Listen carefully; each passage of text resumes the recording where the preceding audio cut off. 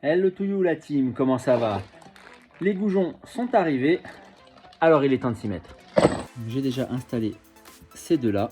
Pour me faciliter la tâche, j'ai démonté ces deux éléments qui se trouvaient donc à ce niveau afin de passer le goujon plus facilement. Et également, j'ai enlevé ce cache pour me donner un peu plus de liberté, mais je suis pas sûr si ça servait à grand chose. J'ai réussi donc à monter ces deux là, je vais vous montrer comment parce que j'ai oublié de filmer à ce niveau, et en démontant les autres, je me suis aperçu que à ce niveau là, comme sur celui-ci et comme là-dessus, et ben ça avait été disqué parce que sur les neufs, on voit bien que la tête est bien propre. Bref, je vous montre comment on fait. Je vais donc utiliser ce petit appareil. C'est disponible sur Amazon pour 10 € à peu près. Et en fait, je l'ai retrouvé dans la mallette à outils de mon père.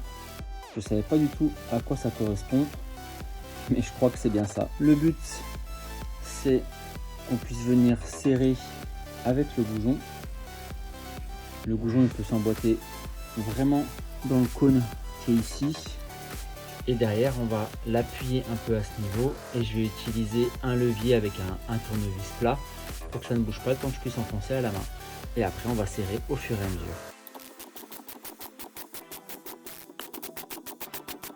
Je vais continuer à visser cet élément avec la clé dynamométrique. Ça me fera un bras de levier plus important. Ça va venir donc presser le goujon dans le moyeu. Et à ce moment-là, ce sera solidarisé pour le plus longtemps possible, on va espérer.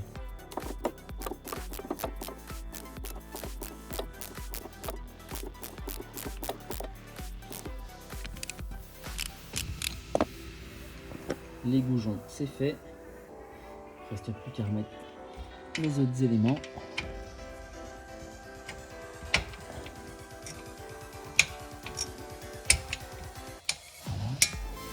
Le plus chiant, ça va être le ressort.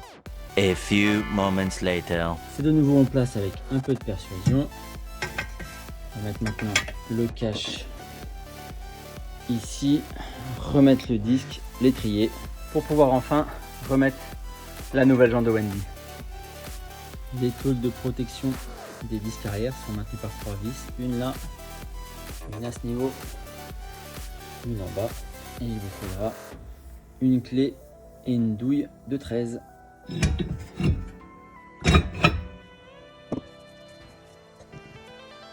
Autour de l'étrier, et pour ça on va avoir besoin d'une douille de 19.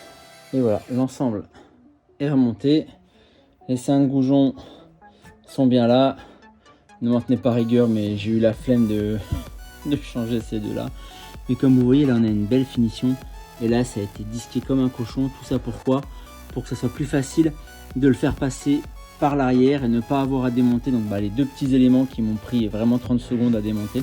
Je vais faire la pression de la nouvelle jante et puis on va la remettre ici, enlevons les coups de jack, et puis il restera plus qu'à espérer qu'il nous arrive plus aucune merde. La jante est bien en place, ça fait quand même plaisir.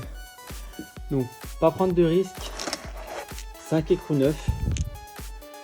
Et c'est parti pour le montage à la main. A few moments later. Et voilà, le job est fini. Elle est vraiment plus jolie avec ces jantes là. Il reste plus qu'à aller faire un petit essai routier pour voir que tout se passe bien, que ça frotte pas nulle part, qu'il n'y ait pas de problème. On n'est pas à l'abri d'eux, comme d'hab. Merci à tous d'avoir regardé. J'espère que la vidéo vous sera utile comme à chaque fois. C'était Cyril, à plus. Ciao, bye bye.